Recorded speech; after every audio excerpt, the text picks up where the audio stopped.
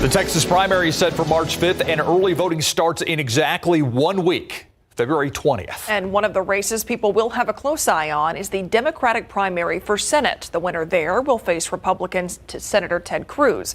Tonight, Max Massey sits down with the top 2 candidates in that race.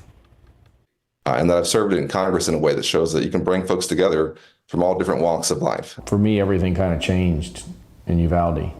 And to those parents that are out there, in large part, that's what this race is about. These 2 Democrats duking it out. These are the 2 favorites of the 9 people listed on the March 5th ballot.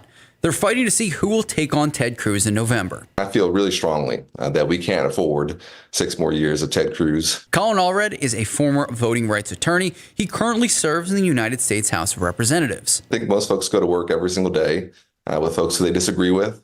And they have to find a way to get to work and to actually get things done. And I think they expect the same from their elected officials.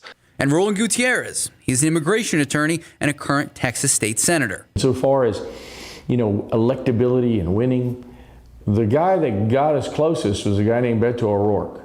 And he got us within 2.5 percentage points, 250,000 votes.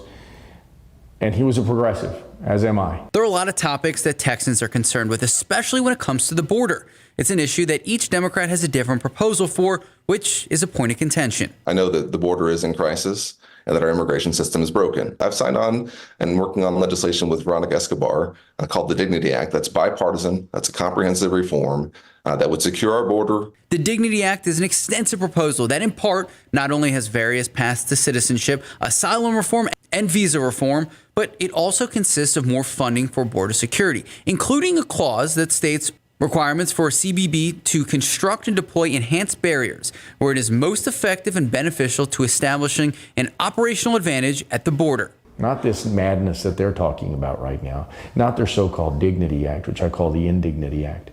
It appears that one candidate is working to find middle ground. I don't think you have time for kind of theoretical ideas or for just grandstanding. You have to actually pass legislation that's going to help folks. But it is going to take a bipartisan approach to this, and we have to bring folks together around this. And the other is championing his ideals for what he says his constituents envision. I think sure. I think you're going to find out whether they're electable or not. But Texans are going to get a different kind of candidate this November if I'm the nominee. They're going to get a different kind of candidate. One that cares, one that's all in with them, and one that's all heart. And I won't stop.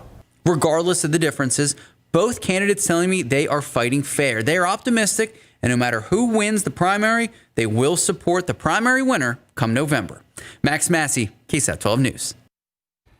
And by the way, if you want to see a sit-down interview with both men here in the KSAT 12 studios, it's on Spriester Sessions on KSAT.com. We have some important dates we want you to keep in mind when it comes to voting. Early voting for the March primary begins next week, February 20th. It will run until March 1st. Election Day is March 5th. Right now on KSAT.com, we have a full breakdown, including where you can vote, when, and what's on the ballot. Thanks for watching KSAT. If you're on YouTube, don't forget to like and subscribe to stay up to date with San Antonio's latest news and weather.